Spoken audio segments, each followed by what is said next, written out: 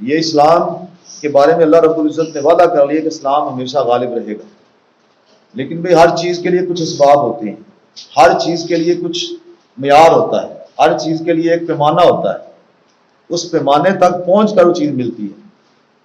ہمیں بھی سرکار دو علیہ وسلم کی تمام امت جنت میں جائے کہ اس میں شک کوئی نہیں ہے، لیکن اس کے لیے پیمانہ یہ ہے کہ آپ جس نبی کا آپ نے کلمہ پڑھا ہے نا، اس نبی کے اوپر ایمان آپ کا وقت نزاع بھی ہونا چاہیے۔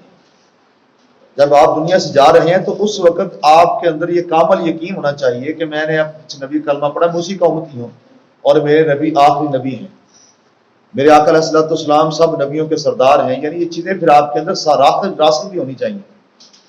اگر آپ نے ساری زندگی اعمال تو اچھے کر لیے، لیکن وقت نزاع اگر آپ نے سرکار دو علیہ وسلم کی غلامی سے کرتی بار بھی آپ آگے پیچھے ہو گئے، تو اب وعدہ تو مومنوں کے ساتھ اللہ کا جنت کا ہے، لیکن جس کا خاتمہ ایمان پر نہیں ہوا، اب وہ کہے کہ میں نے ساری زندگی مومنوں والی گزاری ہے، تو یہ مشکل ہے، ناممکن ہے کہ وہ بندہ اگر وقت نزاع ایمان لے کر نہیں گیا تو وہ جنت میں نہیں جا سکے گا۔ اور آقا علیہ الصلوۃ والسلام کی حدیث پاک بھی کیا ہے کہ انما الاعمال بالخواتیم، ایک تو انما الاعمال بالنیات، ان عملوں کا دار و مدار نیتوں پر ہے، اور دوسری حدیث پاک آپ کی ہے کہ انما الاعمال بالخواتیم، کہ تمہارے عملوں کا دار و مدار تمہارے خاتمے پر ہے۔ اگر خاتمہ ایمان پر ہو گیا تو تمہارے چھوٹی سے چھوٹی نیکی بھی جو اللہ کی بارگاہ میں قبول ہو جائے گی۔ ایک چھوٹا سا عمل آپ کا جو ہے وہ آپ کی بخشش کا ذریعہ بن جائے گا۔ چھوٹا سا عمل تھی، مثال جیسے بخاری شریف کے اندر وہ حدیث پاک ہے کہ ایک فاحشہ عورت نے جا رہی تھی کسی پروگرام پہ اپنے پہ، اور راستے میں اسے پیاس لگی تو اس نے دیکھا کنویں کے اوپر کوئی چیز پانی پینے کے لیے نہیں ہے، تو اس نے وہ اپنا جو ہے پانی جو پیا، تو وہ تو انسان تھی، اس نے کسی طریقے سے پی لیا۔ اب جب وہ چلنے لگی تو اس نے دیکھا ہے کتا ہے جو مٹی کو چاٹ رہا ہے اور اسے پیاس شدت کی لگی ہے، دل میں رحم پیدا ہوا، اس کو کتے کے لیے شفقت جاگی کہ جس طرح میں جاندار چیز تھی، میں اللہ کی مخلوق ہوں، مجھے پیاس لگی اور مجھے تکلیف ہوئی، تو یہ کتا بھی اللہ کی مخلوق ہے، اس کے اندر بھی جان ہے اور اس کو پیاس لگی ہے، ظاہر سے بھی تکلیف ہے۔ تو انہوں نے پھر اس فاحشہ نے اپنا دوپٹہ اتارا، اپنا موزہ اتارا اور اتار کر اسے باندھ کر کنویں میں ڈالا، کنویں میں ڈال کے اس نے پانی نکالا اور چھوٹا سا گڑھا بنا کر اس میں اس پانی کو ڈالتی رہی، تو اس کتے نے جو ہے وہ گڑھے سے پانی پیا، تو اللہ نے اس کا یہ عمل اس کی بارگاہ میں، اللہ کی بارگاہ میں چھوٹا سا عمل اس کا جو تھا وہ ایسا قبول ہوا کہ اللہ نے اسے جنت بھی عطا فرما دی اور دنیا میں اسے اپنی ولایت بھی عطا فرما دی۔ تو یہ چھوٹا سا عمل بھی اللہ کی بارگاہ میں قبول ہو جاتا ہے، اس کا بھی بڑا اجر ملتا ہے، وہ بھی بخشش کا ذریعہ بن جاتا ہے، لیکن اس کے لیے وہی شرط وہی ہے کہ خاتمہ جو ایمان پر ہو۔ اس طرح مسلمانوں کے لیے بھی حکم ہے، لفظ ہے تم ہی غالب رہو گے اگر تم ایمان والے ہو۔ اگر تم دنیا کے اوپر غالب آنا چاہتے ہو تو پہلے ایمان والے بنو۔ یہ نہیں ہے کہ صرف خالی کلمہ پڑھ لیا اور ہم جناب نماز پڑھ لیتے ہیں تو جناب بس یہاں جمرہ کر لیا تو اب جناب غلبہ بھی ہمارا ہو جائے گا۔ نہیں، جس طرح صحابہ کرام نے ابوبکر صدیق سے لے کر آخری صحابی تک، جنہوں نے اپنا تن من دن سب کچھ اسلام کے لیے وقف کر دیا، جب بھی اسلام کو ضرورت پڑی، جس لمحے بھی ضرورت پڑی، انہوں نے لبیک کہتے ہوئے ہر چیز اسلام کے لیے جو ہے قربان کر دی، تو اس وقت اللہ تعالیٰ نے ان کو غالب کیا تھا۔ اس وقت انہوں نے کسرا جیسی سلطنتوں کو جو ہے فتح کیا تھا، اس وقت انہوں نے روم اور فارس جیسے لوگوں کو اپنے قدموں میں گرایا تھا، جس وقت انہوں نے ایماندار ہونے کا، مومن ہونے کا حق ادا کر دیا۔ ہر اس چیز کو انہوں نے جو اسلام چاہتا تھا اور جس کی اسلام کو ضرورت تھی، انہوں نے وہ ہر چیز پیش کی۔ ایک آپ سنتے رہتے ہیں کہ ابو صدیق رضی اللہ تعالیٰ نے اپنے تن کے کپڑے بھی اتار کر اسلام کی راہ میں دے دیے، اپنا سارا مال آقا کی بارگاہ میں پیش کر دیا۔ عمر فاروق نے اپنے گھر کا آدھا مال جو ہے سرکار کی بارگاہ میں پیش کر دیا۔ ہر صحابی نے بڑھ چڑھ کر ہر جگہ اپنی حیثیت سے زیادہ اسلام کی جو ہے خدمت کی۔ جب خدمت کی تو اللہ پاک نے پھر انہیں وہ نعمتیں عطا فرمائی کہ پوری دنیا کے اندر اسلام جو ہے تیزی سے پھیلا، اور پھیلا ہی نہیں، پھر اسلام کا غلبہ ہوا۔ ایک ایک شخص مدینہ سے چلتا تھا اور جا کر دیار غیر کے اندر کسی دوسرے ملک کے اندر جا کر وہ اس ملک کا حکمران بن جاتا تھا، اس ملک میں اسلام کا جو ہے وہ قانون چل پڑتا تھا۔ تو اس لیے کہ وہ لوگ خود بھی اسلام کے ماننے والے تھے، اسلام کے چاہنے والے تھے اور اسلام کے لیے خدمات پیش کرنے والے تھے، اللہ نے پھر انہیں اس کی برکت سے بے شمار نعمتوں سے جو مالا مال فرمایا، انہیں یہ چیزیں عطا فرمائی۔ تو حکم یہی تھا کہ مسلمان جو ہے وہ غالب آئیں گے اللہ مسلمانوں کو غلبہ عطا فرمائے گا، لیکن ابھی اس کے لیے کچھ قانون اور کچھ شرائط اور کچھ معیار جو رکھے تھے وہ باقی تھے۔ تو صحابہ نے بھی یہی سمجھا ہماری طرح، جس طرح آج ہم محفل نعت کراتے ہیں، محفل میلاد ایک سال بعد کرا لیتے ہیں، اور 2-4 بازاری نعت خواں بلاتے ہیں جن کو اپنی بھی خبر نہیں ہوتی کہ وہ کون ہے، جن کو اپنے معاملہ جن کے ایسے ہوتے ہیں کہ نہ ان کا لباس، نہ ان کی صورت، نہ ان کا چال ڈال، نہ ان کا رہن سہن، نہ ان کے معاملات شریعت کے مطابق نہیں ہوتے، بالکل شکل سے بھی مونے آپ سرکار کے غلام، تو کیا مسلمان بھی بڑی مشکل سے تصور کریں گے؟ اور مسلمان اس لیے ہم تصور کرتے ہیں کہ وہ مسلمانوں کے ملک میں رہتے ہیں، اور ظاہر عام اکثریت مسلمانوں کی آبادی ہے۔ اگر یہی لوگ یہود و نصارہ میں جا کر کھڑے ہو جائیں اور کسی آپ تیسرے بندے کو دکھائیں جو ان کو نہیں جانتا، تو وہ انہیں انہی میں شمار کرے گا۔ ایسی حالت ہے آج کل ہمارے نعت خانوں نقیبوں کی، ایسی حالت ہے ہمارے آج کل بازاری نعت خانوں کی۔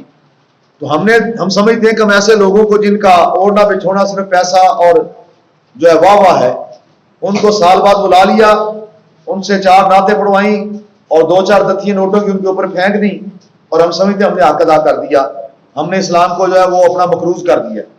اب اسلام کی جتنی خدمت ہم نے کر لی ہے شاید کسی نے بھی نہیں کی، اور یہاں تک بھی نفس حملہ کرتا ہے کہ شاید اتنا مال اور اتنی خدمات تو شاید صحابہ بھی نہیں کر سکے اور اس انداز سے نہیں کر سکے۔ یہ ہمیں پھر دلیلیں دیتا ہمارا نفس، اور ہمارے نعت خواں بھی یہ بات کہتے ہیں، وہ پھر جناب بڑے دھڑلے کے ساتھ یہ ایسے دعوے کر کے جاتے ہیں جناب چونکہ آپ نے سرکار کے میلاد کی محفل سجا لی ہے، جیسے بھی سجائی ہے، آپ نے پیسے جیسے بھی لیے ہیں، رشوت لے کر آئے ہیں، کسی کے پلاٹ پہ قبضہ کر کے آئے ہیں، کسی کا حق مار کر آئے ہیں، کوئی 2 نمبری سے کام کیا ہے اور چپاسی سود پہ لیے پیسے آپ، لیکن چونکہ آپ نے میلاد کی محفل کروا لی ہے اور ہم جیسے لوگوں نے آ کر 2-4 نعتیں جو ہے وہ ناچ ٹاپ کے پڑھ لی ہیں، تو اب تمہارے لیے جنت واجب ہو چکی ہے، اب تمہیں جنت میں جانے سے فرشتے بھی روک سکتے، اب کسی کی پاور ہی نہیں ہے کہ تمہیں جنت سے روک لے، اب بس تمہارا کام اتنا ہی ہے کہ تمہاری جسم سے روح جدا ہو جائے گی اور جناب فرشتوں کی قطاریں کھڑی ہیں تمہیں جنت میں لے جانے کے لیے، بس کیوں تم نے جناب 2-4-10 ہزار ہمارے اوپر پھینکا ہے، وہ 200-400 بندے کو کھانے کا بھی وہ انتظام کیا ہے تم نے، اور جناب ٹینٹ شنٹ بھی لگا دیے ہیں، یہ سارے کام ہیں اچھے، سرکار کی محبت میں کیے جائیں کام بڑے اچھے ہیں، ان کا اجر سے بہت ہے، لیکن اگر آپ شریعت کے تقاضوں کو سامنے نہیں رکھتے اور اپنے نفس کو خوش کرنے کے لیے محفلیں کرا رہے ہیں تو اس محفل کا فائدہ کوئی نہیں ہے، یہ سارے کا سارا کیا دھرا بیکار ہے۔ محفل کا مقصد یہ ہے کہ ہم نبی پاک صلی اللہ علیہ وسلم کی محبت کے جام لوگوں کو پلا سکیں۔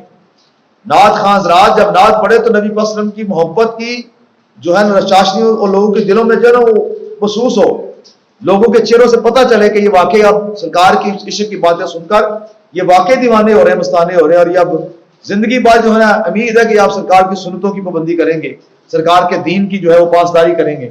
لیکن ہوتا یہی ہے کہ جیسے ہی آپ اس محفل کو چھوڑتے ہیں تو نعت خواں رات بعض اوقات تو ہم نے دیکھا ہے کیونکہ ہمارا دن رات محفلوں میں آنا جانا ہوتا ہے، تو ایسے نعت خان جو بازاری قسم کے اچھے نعت خانوں کی بات نہیں کر رہا، جو عاشق رسول ہیں، جو سنت کے مطابق جن کے معاملات ہیں اور جو سرکار کی محبت میں نعتیں پڑھتے ہیں اور لوگوں کی خدمت سمجھ کر کرتے ہیں، لوگوں کے اندر نبی پاک کے محبت کا پیغام پہنچانے کے لیے نعتیں پڑھتے ہیں، ان کی بات نہیں کر رہا، وہ بھی بہت سارے لوگ ہیں جن کی وجہ سے نظام کائنات اللہ نے چلایا ہوا ہے، سارے لوگ ایک جیسے نہیں ہیں، لیکن اکثریت آج ایسے لوگوں کی ہے جو سٹیجوں پہ نعت پڑھتے ہوئے لوگوں کو جناب بار بار وہ اکساتے ہیں کہ آپ جناب کھڑے ہو جائیں، لیٹ جائیں، بیٹھ جائیں، ہاتھ کھڑے کر لیں، ہاتھ کے جھنڈے بنا لیں، فلاں کر لیں، جو نہیں کرے گا وہ مومن نہیں ہوگا، اور جناب جس کو خوشی ہوگی وہ تو اس طرح چھلانگ مار کے کرے گا، جس کو خوشی ہوگی وہ ایسے ایسے کرے گا۔ تو یہ سارے معاملات جو ہے نا وہ کرتے ہیں تو اس وقت پتہ چلتا ہے جناب یہ تو خود بڑے آج کے رسول لوگوں کو جناب عشق میں دیوانہ اور مستانہ بنا رہے ہیں، لیکن جیسے محفلوں میں وہ نیچے سٹیج سے محل چھوڑ کر نیچے آتے ہیں تو ہم نے اپنی گناہ گار آنکھوں سے دیکھا ہے وہ آپس میں چہم گوئیاں کر رہے ہوتے ہیں، جو دوسرا بندہ نعت پڑھنے والا ہے یا دوسرا خطیب جو آگے ہے جو حق کی بات کرنے والا ہے وہ آپس میں بیٹھ کے اس کے خلاف چغلی کر رہے ہوتے ہیں۔ تو بتائیں ایسے نعت خان آپ کو کیا حق کا رستے پہ لگائیں گے؟ آپ کے اندر نبی پاک صلی اللہ علیہ وسلم محبت کا کیا وہ اثر ڈالیں گے جو خود ابھی تک چغل خوری میں پڑے ہوئے ہیں، جو ابھی سب اس کو فیشن سمجھ کے آتے ہیں، جو کاروبار سمجھ کے آتے ہیں، اور آپ کسی نعت خان کو ٹائم وہاں پر نہ دیں، پھر دیکھیں اس کے اور آپ نے کرتا کیا آپ کے ساتھ، وہ آپ کو باہر آ کے کتنا ذلیل کرے گا۔ تو یہ سارے کے سارے معاملات بہت اچھے ہیں اگر سرکار کی محبت میں کیے جائیں، سرکار سے پیار کی کیے جائیں، لوگوں کی اصلاح کے لیے کیے جائیں کہ میں نے 100 400 200 بندے کو دعوت دی ہے اور سرکار کی محبت کی، سرکار کی میلاد کی محفل کی ہے، تو کوشش ہے کہ اس میں کسی نہ کسی کو سرکار کی محبت کا ایسا نشہ چڑھ جائے کہ جب وہ یہاں سے باہر جائے تو سرکار کی محبت میں ایسا دیوانہ مستانہ ہو کہ آج کے بعد اس کی نماز نہ چھوٹے، آج کے بعد وہ حرام کی طرف آنکھ اٹھا کر بھی نہ دیکھے، وہ خرافات کے اندر گرفتار نہ ہو، اگر کسی شادی بیاہ پہ سے جانا ہو تو وہاں پر ڈھول اور بگڑے نہ چل رہے ہوں، بلکہ ایسی چیزوں کو دیکھ کر اسے اکتاہٹ ہو، بے نمازیوں کے پاس بیٹھ کر اسے تکلیف ہو۔ یہ میلاد کا مقصد ہے، یہ میلاد کا مزہ ہے، اسے میلاد کہتے ہیں۔ اور ہم نے تو ایسے نعت خواہ بھی دیکھے ہیں، وہ نعت سرکار کی پڑھ رہے ہوتے ہیں لیکن لوگوں کو ذلیل کر رہے ہوتے ہیں۔ ایک نعت خواہ میں نے خود، مجھے ایک ساتھی نے بتایا کہ اس کے سامنے اس نے بات بھی کی، کہا جی ہم نعت پڑھتے ہیں کہ قبر میں فرق پہ جانا خاصا دات عامہ دا، اس نے نعت پڑھ رہا ہے تو اب کیا ہو رہا تھا، کچھ لوگ پیسے دے رہے تھے، کچھ نہیں دے رہے تھے، تو اب وہ اشارہ کر کے کہہ رہا تھا قبر وچ فرق پہ جانا خاصا دات عامہ دا، اور کہہ رہا تھا یہ خاص یہ ہے جو پیسے دے رہے ہیں اور عام یہ جو پیسے نہیں دے رہے، یہ اس نے معیار اپنا بنایا ہوا ہے۔ اب ایسا نعت خواں جو صرف پیسوں کے لیے سرکار کے غلاموں کی جناب شناخت کر رہا ہے کہ قبر وچ فرق پہ جانا خاصا دات عامہ دا، یہ خاص یعنی یہ ہے جو پیسے دے رہے ہیں، اور یہ غریب جو صبح سارا دن دیہڑی کر کے ہے، مزدوری کر کے ہے، اس نے اپنا روٹی پانی کیسی پوری کی، تھکا ماندا ہے، لیکن سرکار کی جب اس نے محفل کی بات سنی، سرکار کی میلاد کا ذکر سنا کہ ہمارے محلے میں ہمارے پڑوس میں ایک سرکار کی محفل سجائی جا رہی ہے، سرکار کے ذکر، سرکار کا ذکر ہوگا، سرکار کی تعریفیں ہوں گی، آپ کے اوصاف بیان کیے جائیں گے، اس بندے نے اپنی تھکاوٹ نہیں دیکھی، اس بندے نے پرواہ نہیں کی کہ آج بھی تھکا ہوں، صبح پھر جا کے میں نے مزدوری کرنی ہے، بچوں کا رزق لانا، اس نے کہا چلو یار کوئی بات نہیں، 2 4 گھنٹے کی نیند کا خراب کر لیتے لیکن سرکار کا ذکر سنتے جا۔ وہ سرکار کا ذکر سننے کے لیے اس کے جیب میں دتیاں نہیں ہیں، اس نے تو سارا دن پتہ نہیں وہ 800 700 1000 کی داڑھی کس طرح لگائی ہے بیچارے نے کہ اپنے بچوں کا پیٹ پالے، وہ گھر اپنا خرچہ پورا کر کے آیا، اس کی جیب میں اب نہیں ہے دتی نہیں جو تمہارے اوپر پھینکے، اب وہ عام ہو گیا، تمہیں کیا پتا سرکار کی نظر کتنا خاص ہے، سرکار کی کتنی نظر، پتہ نہیں پوری محفل اس کے صدقے قبول ہو رہی ہے، لیکن وہ نعت خواں کہہ رہا ہے کہ نعت قبر وچ فرق پہ جانا خاصا ذات عامہ دا، یعنی خاص اس کی نظر میں وہ جو اس کے اوپر پیسے پھینک رہے ہیں اور عام وہ ہے جو اس کو پیسے نہیں دے رہے۔ تو ایسے نعت خان اور ایسے لوگ کیا دین کی خدمت کریں گے، کیا دین کا پیغام دیں گے، وہ کیا نبی پاک سے وفاداری کرنے والے ہیں۔ لہذا بالکل یہ بات بالکل پکی ہے کہ ایسے لوگوں کی نہ تو ان کے کوئی ایسے معاملات قبول ہوتے ہیں، نہ ان کے آنے کا کوئی فائدہ ہوتا ہے، نہ ان کی محفل کرانے کا کوئی فائدہ ہوتا ہے۔ جو بندے اس طرح کی محافل رکھتے ہیں اور ان کا معاملہ یہ ہوتا ہے کہ کسی طرح نہ پتہ چلے، صبح پتہ لگے، فیس بک بھری ہو کہ فلاں کی محفل ہوئی، بڑا بڑے وہ نعت خواں ہیں جناب، بڑی بڑی نعتیں، بڑے لوگ ہیں، بڑا پیسہ ہوا۔ میں نے بتایا ہم دن رات ہم جو ہے نا یہ الحمد للہ اسی فیلڈ میں رہتے ہیں تو ہمیں پتہ ہے کہ کیا معاملات ہیں، لیکن بس وہ خاموشی اختیار کرتے ہیں۔ جناب لوگ حساب کرتے ہیں کہ جناب فلاں کو بلایا تھا تو اس کی جناب اس اسٹیج پہ ہم نے کتنے پیسے پھینکے تھے، فلاں کو ہم نے اتنے دیے تھے، اب فلاں کو بلایا تو چونکہ یہ اس سے بڑا نعت خواں تو اب ہم نے اس کے لیے اس سے زیادہ کرنے ہیں۔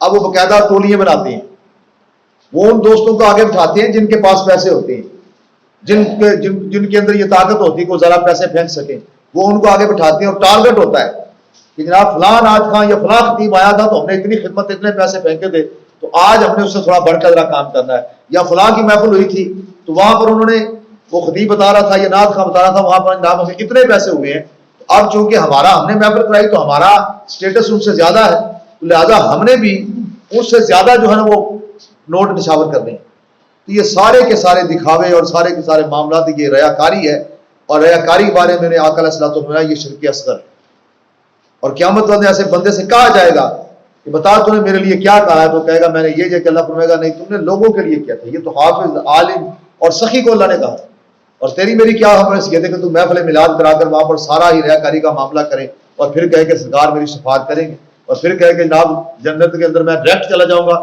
میرے مرنے کی دیر ہے، فرشتے تو میرے لیے منتظر کھڑے۔ یہ سارے کے سارے ریاکاری والے معاملات ہیں، یہ گلے کے لیے توق بن جائیں گے، یہ بندے کو پریشان کریں گے، بلکہ اللہ تعالیٰ فرمائے گا جا پھر جن کے لیے عمل کرتا رہنا، جا کے ان سے اجر لے، جن کے اندر اپنا اسٹیٹس قائم کرنے کے لیے کہتا تھا نا، اور فیس بک پہ اپنے آپ کو جناب فیمس کرنے کے لیے کرتا تھا، تو جا فیس بک کیوں سے آگے لے آ جاؤ، جو فیس بک پہ تمہیں پروان کرتے ہیں نا، جو فیس بک پہ تمہیں کر رہے ہیں معاملات اور تمہارے شیئر کرتے تھے، بڑا جناب تمہیں اوکے کرتے ہیں، نیچے میسج لکھتے تھے کہ کیا بات ہے جناب تمہاری محفل کی، اب انہیں سے اجر لے جا، وہی تمہیں دے اس کا اجر، اگر میرے لیے کیا ہوتا تو آج میں تجھے اجر دیتا، یہ جو کام بھی کیا جائے اللہ اور اس کے رسول کی رضا کے لیے ہو، اس کے اندر اللہ اور اس کے رسول کی جو ہے تمنا ہو، تو پھر وہ بات بنتی ہے۔ میلاد بھی اس کا قبول ہے، جہاد بھی اس کا قبول ہے، سخاوت بھی اس کی قبول ہے، نیک عمل جتنے بھی ہیں اسی کے قبول ہے جس کے اندر اخلاص ہوگا۔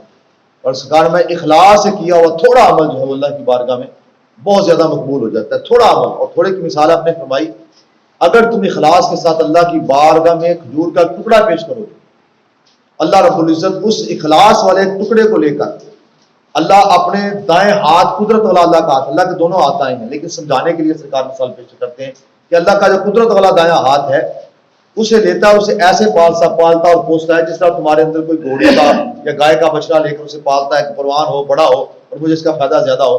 تو اللہ کی ذات تمہارے اس چھوٹے سے ٹکڑے کو اپنی بارگاہ میں قبول کر کے اس طرح اس کی پرورش کرتا ہے کہ اسے احد پہاڑ کی طرح کر دیتا ہے۔ اخلاص کی برکت سے عمل تھوڑا ہوتا ہے لیکن جب قیامت کا دن ہوگا تو وہاں پر اس کا جو اجر ہوگا وہ احد پہاڑ کی طرح ہوگا۔ تو اس لیے نیک اعمال وہاں پر تولے نہیں جائیں گے، تولے جائیں گے، گنے نہیں جائیں گے۔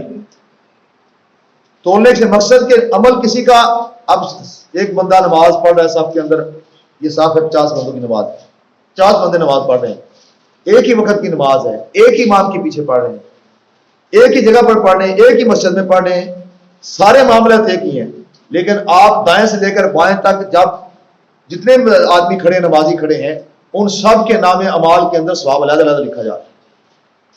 ایک تو 27 نمازوں کا ثواب تو سب کو ملتا ہے نا، مشترکہ ہے۔ ایک وہ ثواب ہے جتنا بندہ کوشش کر کے محنت کے ساتھ، اخلاص کے ساتھ، خشوع کے ساتھ آ کر نماز پڑھتا ہے تو اس کا اجر علیحدہ اس کو دیا جاتا ہے۔ اب اسی سب کے اندر ایک وہ بندہ بھی ہے جس نے پہلی دفعہ نماز میں سے نماز آتی بھی نہیں ہے لیکن آگے اللہ کے خوف سے چلو، اسے بھی اللہ تعالیٰ ثواب عطا فرماتا ہے۔ ایک وہ بندہ ہے جس نے بڑی دھیان سے طہارت کی ہے، استنجا بڑے دھیان سے کیا ہے، وضو بڑے دھیان سے کیا ہے، بڑی جناب اس نے خیال رکھا ہر چیز کا، مستحبات کا خیال رکھا اس نے، اور پھر اس نے آ کے نماز بھی بڑی محبت اور عقیدت اور خشوع کے ساتھ پڑھ رہا ہے۔ اب وہ دونوں کا ثواب برابر تو نہیں ہو سکتا۔ اس لیے گنتی میں تو نماز تو سب کی ظہر نماز سے ظہر گنتی میں برابر ہے، سب کی گنتی میں سب نے جماعت کے ساتھ پڑھی ہے تو گنتی میں برابر ہے کہ 27 نمازوں کا ثواب ہو گیا، لیکن تولنے میں وہ برابر نہیں ہوں گے، وزن میں برابر نہیں ہوں گے، اعمال میں برابر نہیں ہوں گی۔ جب ان کا وزن کیا جائے گا تو ان کا عمل، ان کا درجہ زمین آسمان کا فرق ہوگا۔ اس لیے ہر عمل جو ہے اس کے اخلاص کی وجہ سے اس کا وزن، اس کے معاملات بنتے ہیں۔ تو عمل اخلاص سے کیا ہوگا، ایک کھجور کا ٹکڑا وہ اللہ کی بارگاہ میں پہاڑ جتنا ثواب ملے گا اس کا، اور کسی نے اور پہاڑ جتنا سونا خرچ کیا ہوگا لیکن ایک مٹی کے برابر بھی اس کا وزن نہیں ہوگا، مٹی کی طرح اڑا دیا جائے گا۔ کیوں؟ اس نے سارا ریا کاری کے لیے کیا، لوگوں کے دکھاوے کے لیے کیا، لوگوں کو خوش کرنے کے لیے کہا۔ اس لیے فرمایا کہ جب مسلمانوں سے کہا گیا کہ تمہیں غلبہ ہوگا تو مسلمانوں نے دعا کیا اللہ غلبے کا وعدہ کیا تھا، تو غلبہ تو ضرور ہوگا لیکن غلبے کی یہ شرط یہ ہے مطلب تم ہی غالب رہو گے اگر تم ایمان والے ہو تو۔ پہلے اپنے آپ کو ایمان کے اس معیار پر لے کر آؤ، اس کسوٹی پر آؤ، اس پیمانے کو پورا کرو، پھر اللہ اپنا وعدہ پورا کر دے گا، اللہ تمہیں وہ عطا کر دے گا۔ مسلمان آج اگر دنیا کے اوپر غالب ہونا چاہتے ہیں، مسلمان چاہتے ہیں کہ ہماری عزت اسی طرح ہو جس طرح صحابہ کے دور میں ان کی صحابہ کی عزت ہوتی تھی، ان کا روب تھا، ان کے چرچے تھے، جس طرح عمر فاروق رضی اللہ عنہ کا نام سن کر کیسر و کسرا کی سلطنتیں کانپ جاتی تھی۔ وہ بادشاہ اپنے محلوں میں لاکھوں کی فوج میں بیٹھے ہوئے عمر فاروق کا نام سنتے تھے تو ان کے پیشاب نکل جاتے تھے۔ اگر آج مسلمان چاہتے ہیں کہ آج ہمارے اندر بھی ہماری بھی یہ حیبت ہو تو اس کا ایک ہی طریقہ ہے کہ اپنے آپ کو ایمان کے معیار پہ پورا کریں، وہ پیمانہ جو اللہ اس کے رسول نے رکھا ہے اس کو پورا کریں۔ ہمارے سامنے آج یہ باتیں قرآن و حدیث کی جو یہ قصے کہانیاں نہیں ہیں، ایک ایماندار ہونے کی حیثیت سے، ایک مسلمان ہونے کی حیثیت سے جو قرآن اور حدیث میں آ گیا ہمارے لیے وہ بس سب سے پکی بات، اس کے آگے بات ہی کوئی نہیں ہے۔ لیکن پھر بھی کیونکہ بندہ جو ہے نا جس طرح حضرت ابراہیم علیہ السلام نے اللہ کی بارگاہ میں دعا کی اللہ تو مردے کیسے زندہ کرتے ہیں، تو اللہ تعالیٰ نے آگے سے حکم فرمایا کیا تمہیں یقین نہیں ہے؟ پتہ نہیں ہے یقین کیا؟ یا اللہ یقین ہے، ایمان ہے، میرا کامل ایمان ہے، لیکن کیا ہے اپنے دل کے اطمینان کے لیے چاہتا ہوں، مجھے حق الیقین ہے، عین الیقین اپنی آنکھوں سے دیکھنا چاہتا ہوں، باقی تو تیری ذات پہ مجھے پورا یقین ہے کہ تو مردے زندہ بھی کرتا ہے، تو ذرے سے جو ہے وہ پہاڑ بنا سکتا ہے، یہ سب میرا یقین ہے، لیکن صرف آنکھوں سے نظارہ کرنا چاہتا ہوں تاکہ دل جو ہے نا وہ بھی قرار پکڑ جائے۔ انسان ہے نا جی، اب یہ نبی ہے اور نبی بھی کون ہے؟ جد الانبیاء ہے، تو وہ بتا رہے ہیں نبیوں کے یقین کے اندر کمی نہیں ہوتی، نبیوں کا یقین ایمان یقین ہر روز بڑھتا ہے. یہ آپ اور میرے جیسے لوگ ہوتے ہیں جن کا ایمان کبھی بڑھ گیا، کبھی نیچے آ گیا، کبھی زیرو، کبھی آسمان پہ. جس طرح کی محفل، جس طرح کا رنگ ہوا، اسی طرح کا ایمان کا درجہ بن گیا. لیکن نبیوں کا ایمان بڑھتا جاتا ہے، اور فرشتوں کا ایمان ایک جگہ ٹھہر گیا ہے. جس سے آج اللہ نے پیمانہ رکھ دیا وہ وہیں پر ٹھہرے ہوئے. انبیاء کا ایمان بڑھتا ہے. تو آج یہ ہمیں سمجھانے کے لیے جب اللہ کے اتنے پیارے خلیل اللہ کی بارگاہ میں یہ حسرت کر رہے ہیں کہ اپنے دل کو اطمینان دینا چاہتا ہوں، آنکھوں سے نظارہ کرنا چاہتا ہوں، تو پھر عام بندے کی حالت کیا ہوگی؟ عام بندہ زیادہ یہ چاہتا ہے. اسی لیے ہر دور کے اندر، اب سرکار دو علیہ وسلم کے دور کے اندر صحابہ کرام کی قربانیاں لازوال ہیں. انہوں نے اسلام کی خدمات جو ہیں وہ بیان ہی نہیں کی جا سکتی. مثالی جنہیں صحابہ جن کو آقا کی ذات نے تیار کیا وہ ان کے اندر کمی رہ سکتی ہے. لیکن اس کے ساتھ ہی جب تابعین کا دور شروع ہوتا ہے، صحابہ کے دور کے اندر تابعین آ گئے، سرکار کا وصال مبارک ظاہری طور پر ہوا، تو اب تابعین نے چونکہ وہ نظارے اپنی آنکھوں سے نہیں کیے تھے، اب تابعین کا نظارہ کرانے کے لیے کربلا سجائی گئی. مقام کربلا کے اندر امام حسین رضی اللہ تعالیٰ عنہ نے اپنا پورا کنبہ اللہ کی راہ میں بڑا ثابت قدمی کے ساتھ پیش کیا. اف تک نہیں کی، شکوہ تک نہیں کیا. ہر چیز ہونے کے باوجود اللہ پر توکل کیا. اسلام کے لیے قربانی کا جب پورا اپنا گھر بار پیش کر دیا تاکہ بعد والوں کو پتہ چل جائے کہ صحابہ کرام نے کس طرح اسلام کے لیے قربانیاں دی اور کس طرح انہوں نے اپنا سب کچھ لوٹایا، تو پھر جا کر وہ غالب ہوئے. ان کے غلبے کی بات یہ نہیں تھی کہ راتوں رات سرکار نے اسلام کا اعلان کیا، سرکار نے جنابی دعوت ایمان دی اور لوگوں نے قبول کر لی، صبح غالب و غلبہ ہو گیا. ایسا نہیں ہوا. 23 سال کی مشقت ہے میرے آقا علیہ الصلوۃ والسلام کی. 13 سال تکلیفیں برداشت کی مکہ کے اندر، اور پھر 1.5-2 سال آ کر مدینہ شریف کے اندر بھی برداشت کی. پھر حکم ہوا تھا کہ اب تمہارے غلاموں نے وہ معیار پورا کر دیا ہے تو اب تمہیں بھی اجازت، تم بھی ان کے ساتھ. پھر بھی یہ نہیں ہوا کہ اب 14 سال یا 13 سال کا یا 12 سال کا عرصہ جو ہے وہ گزارا ہے، 15 سال کا جتنا بھی عرصہ گزارا ہے، تو اب جناب بڑی تکلیفیں برداشت کی تو اب ان کو انعام دے دو ڈائریکٹ. نہیں، اب کہا کہ اب جدوجہد شروع کر دی. پہلے یہ بھی اجازت نہیں تھی، پہلے صرف برداشت کرنے کا حکم تھا. جو بھی کچھ کرتا ہے اسے برداشت کرنا ہے، صبر کرنا ہے. اب یہ صبر کا پیمانہ چھوڑ کر اب کہا آپ کو اپنے برابری کرنی ہے. اگر آپ کے ساتھ کوئی لڑائی کرتا تو آپ ہی کریں، وہ آپ کو پتھر اینٹ مارتا تو آپ ہی ماریں. اب برابری کی سطح پر معاملات کریں. اب اجازت ہوگی، اب کوشش شروع ہوگی. جب کوشش کے اندر بھی انہوں نے انتہا کر دی. آقا علیہ الصلوۃ والسلام نے اپنی زندگی کے اندر 73 جنگیں لڑی، جن میں 27 تقریباً کم و بیش آپ نے خود بنفس و نفیس جنگوں کی سپہ سالاری آپ نے خود فرمائی. اور اس کے بعد غلاموں کو آپ نے بھیجا اپنی زندگی کے اندر. آپ نے خود کیوں نہیں گیا کہ میرے غلاموں کو پتہ چلے کہ بعد میں دین کا کام اور بار کی ساری ذمہ داری ان کے اوپر ہے، یہ کہیں ڈھیلے نہ پڑ جائیں، یہ نہ سوچنا شروع کر دیں کہ یہ ہمیں فتح جو ہوتی تھی، یہ سرکار کا وجود، سرکار کے معاملات اپنی جگہ. بالکل یہ بات اگر فیوز و برکات کے لیے دیکھی جائے تو سرکار کے فیوز و برکات بے شمار ہیں، لیکن آپ ہر چیز کو پریکٹیکل کرانا چاہتے تھے غلاموں کو. ہم جس طرح آج ہمیں نعت خوانوں نے اور خطیبوں نے خوش فہمی میں مبتلا کر دیا نا کہ صرف محفل میلاد کرا لو تم پکے جنتی ہو، حرام کھاؤ، جھوٹ بولو، کسی کا حق کھاؤ، پلاٹ کھا جاؤ، بہنوں کے حق کھا جاؤ، بھائیوں کے حق کھا جاؤ، اسلام دین اسلام کو بالکل تم کنڈ کر دو، صرف محفل میلاد 1 سال بعد کرا لو تم پکے جنتی ہو. تو کہیں میرے غلام خوش فہمی میں مبتلا نہ ہو جائیں کہ سرکار کے ہوتے فتح ہوتی ہے، اب چونکہ سرکار گیا تو اب کام ختم. اپنی زندگی کے اندر آپ نے صرف 27 جنگوں کے اندر خود بنفس بھی شریک ہوئے، اور باقی آپ نے خود جا کے لڑو. فلاں تمہارا سپہ سالار ہے، فلاں سپہ سالار ہے، کبھی کسی کو سپہ سالار بنا دیا، کبھی کسی کو بنا دیا، جاؤ لڑو جا کر. اور کن سے لڑنا؟ بڑی بڑی طاقتوں سے. تو صحابہ گئے، کوشش کی، بڑے بڑے ان میں نقصان بھی ہوئے، بڑے بڑے معاملات بھی ہوئے، بڑی بڑی جد و جہد کرنی پڑی، لیکن انہیں پتہ چل گیا کہ اللہ کے انعام جو ہوتے ہیں وہ ہمیشہ کوششوں کے بعد ہوتے ہیں.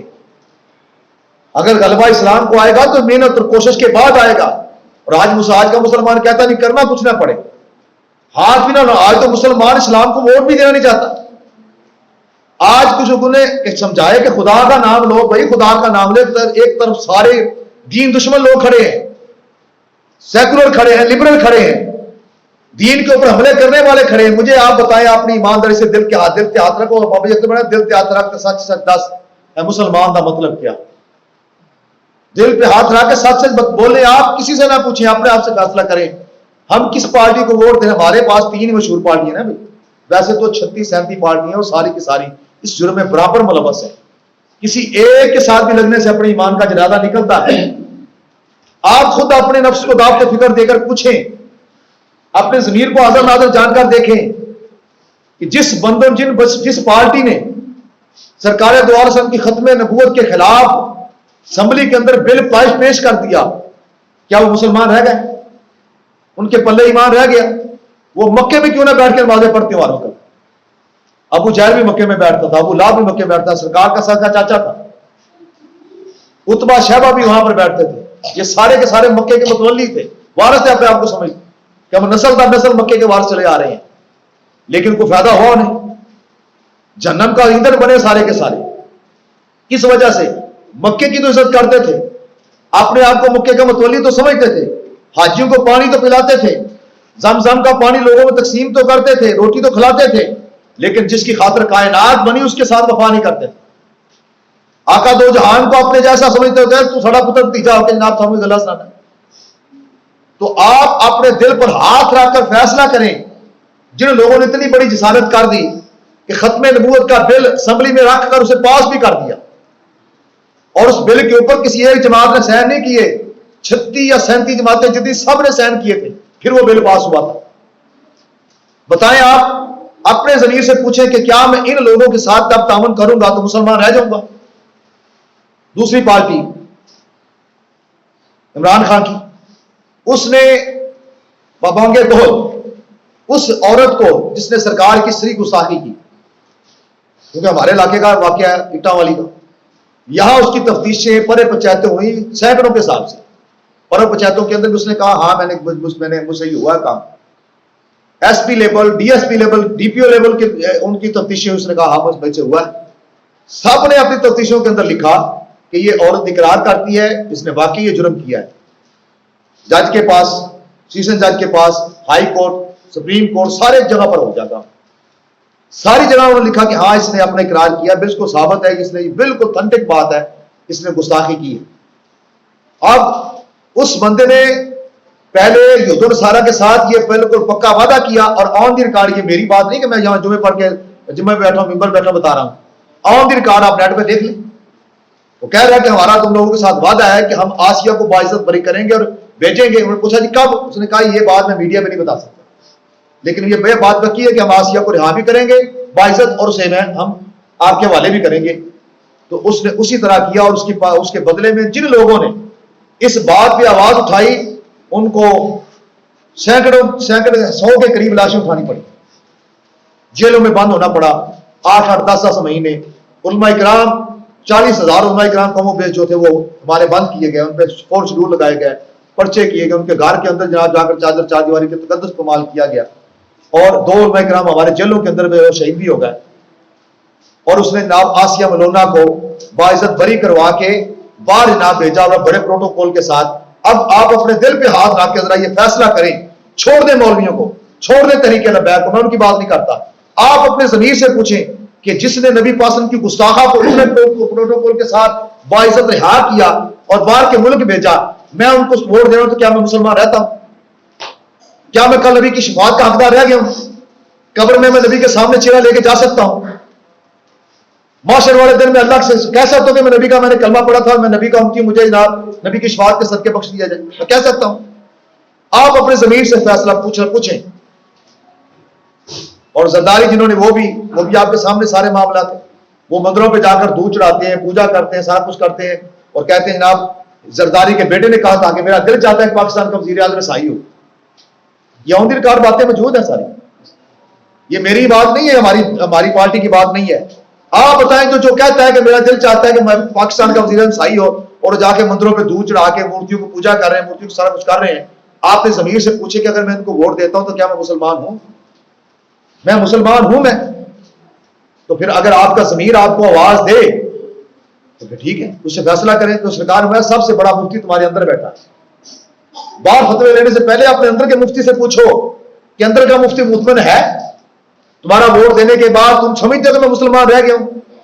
ان پارٹیوں کو جناب دینے کے بعد، ان کے جھنڈے لگانے کے بعد، ان کے بینر لگانے کے بعد، ان کی جناب وعدہ کرنے کے بعد تو اپنے نفس سے پوچھ، اپنے آپ سے پوچھ ان کے جرم کیا ہے، انہوں نے کیا گستاخی، انہوں نے کیا جرم کیا ہے، کیا ان کا جرم قابل معافی ہے؟ توبہ کرنے سے بھی ان کی جان چھوٹ سکتی ہے۔ ہم تو کہتے ہیں کہ توبہ کرو چھوٹ جائے گی، اللہ معاف کرنے والا ہے، ٹھیک ہے، ہم تو دعوت دے رہے ہیں، لیکن وہ ہر دن مرض بڑھتا گیا جو دوا کی، وہ ہر دن یہود و نصارہ کے غلام بنتے جا رہے ہیں، اور آئے دن وہ جناب اس طرح کے معاملات کرتے ہیں۔ آج بھی 4-5 دن سے ہم سن رہے ہیں کریک ڈاؤن ہونے کا۔ کیوں ہو رہا ہے؟ کہ اب ہم نے جرم کیا کیا، ہم پہ کریک ڈاؤن ہونا ہے؟ ہمارا جرم سن لے، ہم نے جرم یہ کیا ہے کہ ہم پاکستان کے آئین پہ عمل کر رہے ہیں اور کروا رہے ہیں۔ اب اسلام بڑی دور کی بات ہے، پاکستان کے آئین پہ عمل کروانا بھی جرم بنتا جا رہا ہے، بلکہ بن گیا ہے۔ کیا کیا ہم نے؟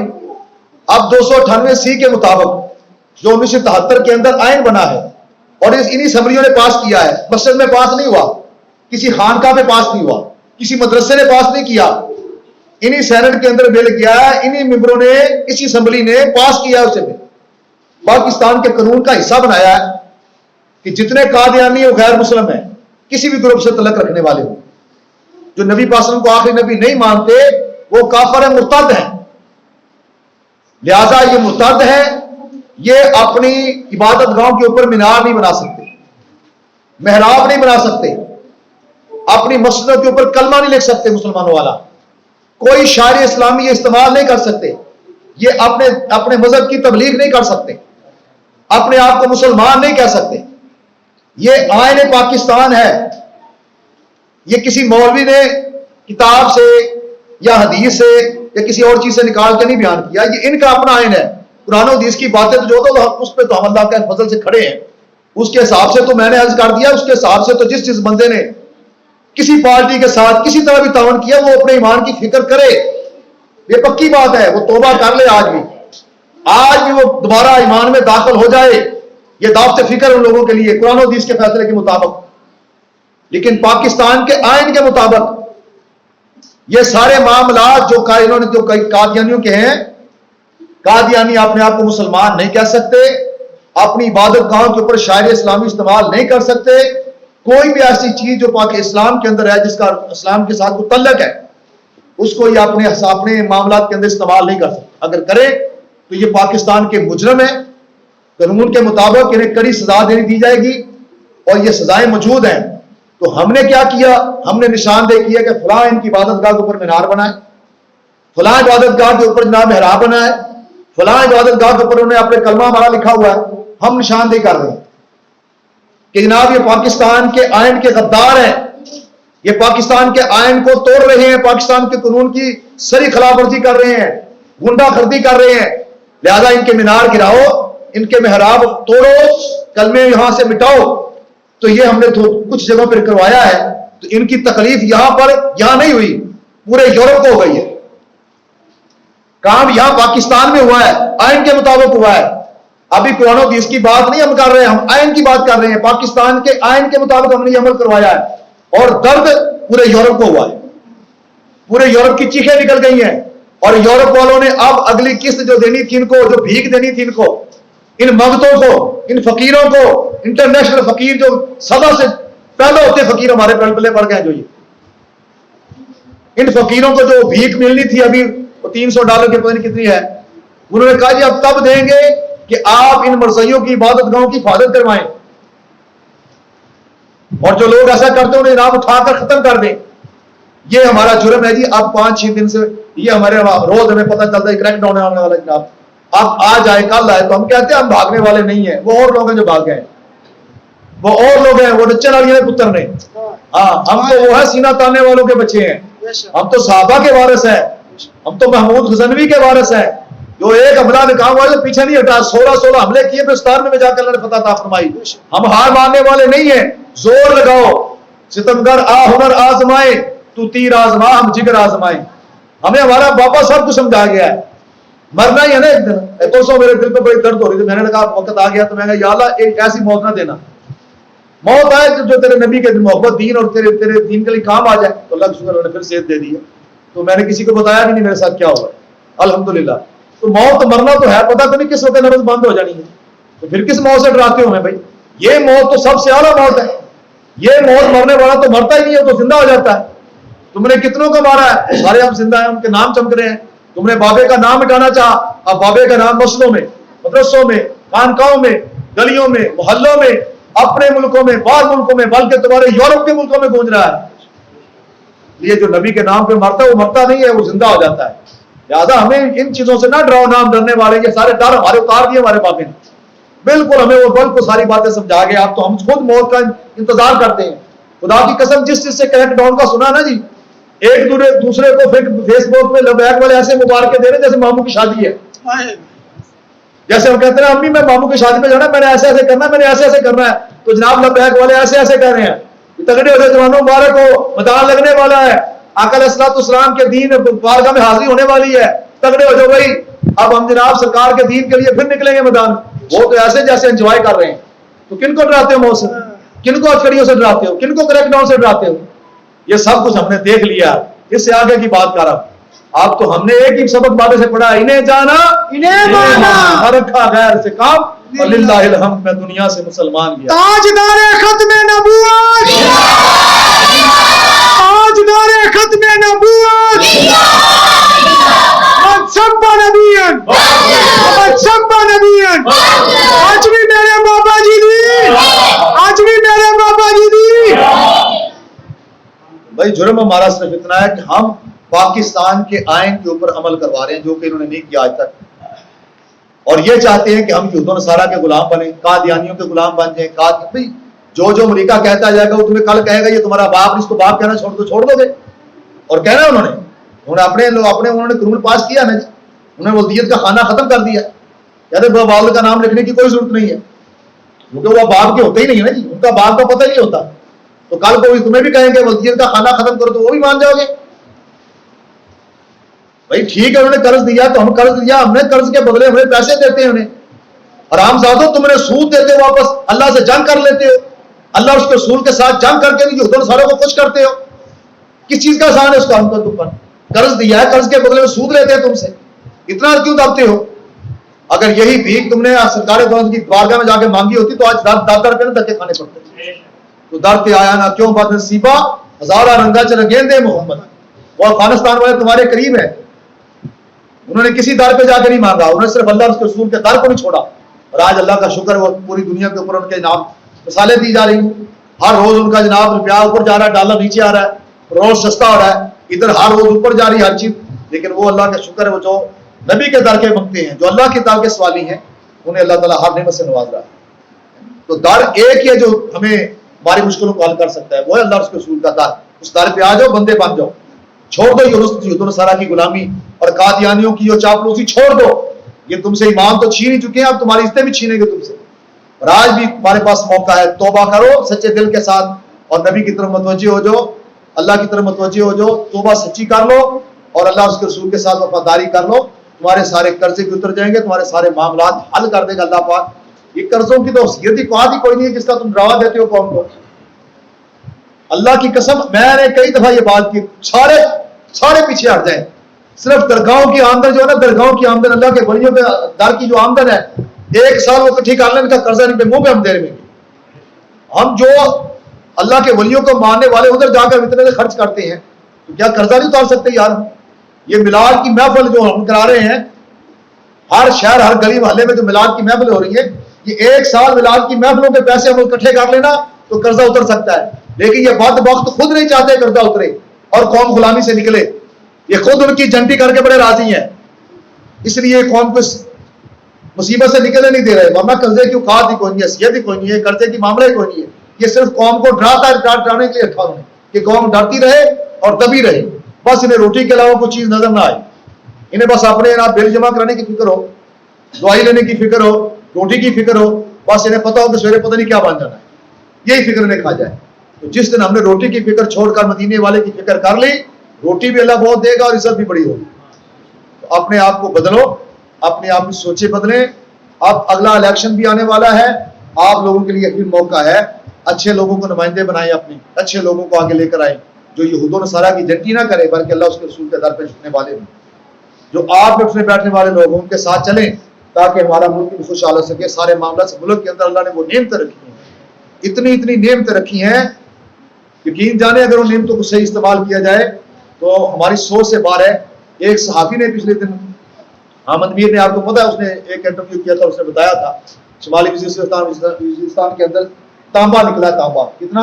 6000 ارب روپے کا. 6000 ارب اور تمہارا قرضہ کتنا ہے؟ 200 ارب 200 ارب قرضہ سارا، اور کتنا نکلا؟ 6000 ارب ڈالر کا تانبا نکلا ہے. کہاں گیا وہ بھائی؟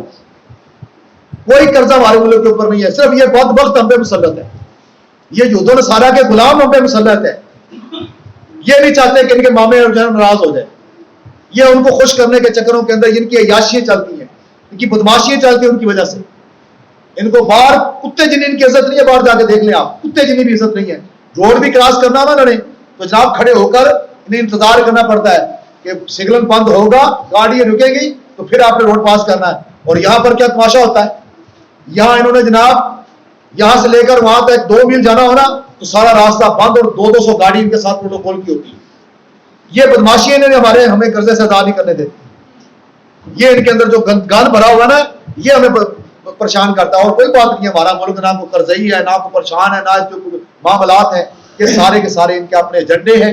اور ان کا یہود و نصارہ کے ساتھ وہ معاہدہ ہے کہ تم نے لوگوں کو پریشان کر کے رکھنا ہے تاکہ ہم ان کے اوپر جو ہے نا وہ قادیانیوں کو مسلط کر سکیں، یہود و نصارہ کو مسلط کر سکیں. یہودی لابی جو ہے بڑی تیزی کے ساتھ لاکھوں کروڑوں روپے ہر سال وہ کروڑوں ڈالر خرچ کرتی ہے کہ کسی طرح یہاں پر یہودیوں کا نظام آ جائے، کسی طرح یہاں قادیانی جو ہے مسلط کر دیے جائیں.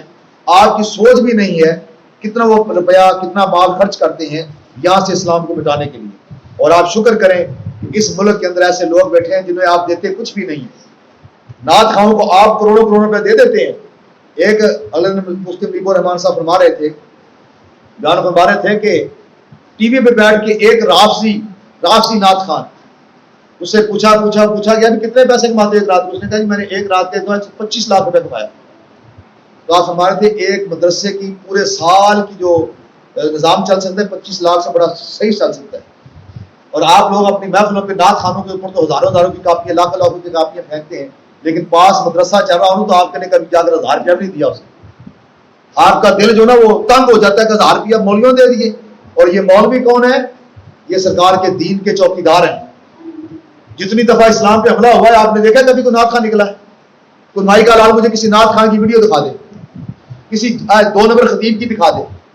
کون مارے کھاتے ہیں؟ علماء کرام. جیلوں پہ مغل بند ہوتے ہیں؟ علماء کرام. پرچے کن پہ ہوتے ہیں؟ علماء کرام پہ. فوج رول کن پہ لگتا ہے؟ علماء کرام پہ. کیوں بھائی؟ یہ پہرے دار ہیں، یہ چوکیدار ہیں سرکار کے دین کے. ساری دشمنی یہود و نصارہ کی ان کے ساتھ ہے. نعت خواہوں کو خود پروموٹ کرتے ہیں، ویزے دیتے ہیں، اور ہمارے ملک میں آ کے نعتیں پڑھو. آپ کے بڑے بڑے نعت خواہ دیکھیں آپ باہر جاتے ہیں، علماء کرام کو تو نہیں دیتے بھائی. لبیک والوں کو دینا ویزے، ذرا ویزے نہ دیں، ہمیں ویسے اجازت دے دیں کہ آگے جناب یہاں اپنی تبلیغ کرو. تو ہم دیکھتے ہیں پورا یورپ اگر لبیک کے نعروں سے نہ پوچھو تو پھر بتانا. کسی باب خادم کے ملان کو بلائے نا وہاں پر، خدا کی قسم 1 مہینے کے اندر پورا یورپ کہے گا ہم نے جناب یہاں اسلام نافذ کرنا ہے. چھوڑو سارے نظام، دفع کرو سب نظاموں کو، ہم نظام مصطفیٰ پہ چلیں گے. دینا اجازت، لیکن وہ جانتے ہیں اگر یہ ملانگ آ گیا نا جی تو بچے گا کچھ نہیں.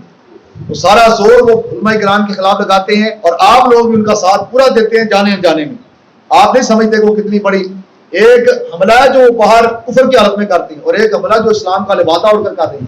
اور سب سے خطرناک حملہ یہ ہے، بہت سارے پیر انہوں نے خریدے ہوئے ہیں، 2 نمبر پیر، بڑی بڑی گدیاں انہوں نے خریدی ہوئی ہیں، بڑے بڑے خطیب انہوں نے خریدے ہوئے ہیں، بڑے بڑے انہوں نے جناب نعت خواہ خریدے ہوئے ہیں. اور آپ نے سنا نہیں تھا بڑے سارے پیروں نے کہہ دیا تھا کہ جو جیسا تعلق عمران کا اللہ کے ساتھ ہے کسی پیر کا بھی نہیں ہے.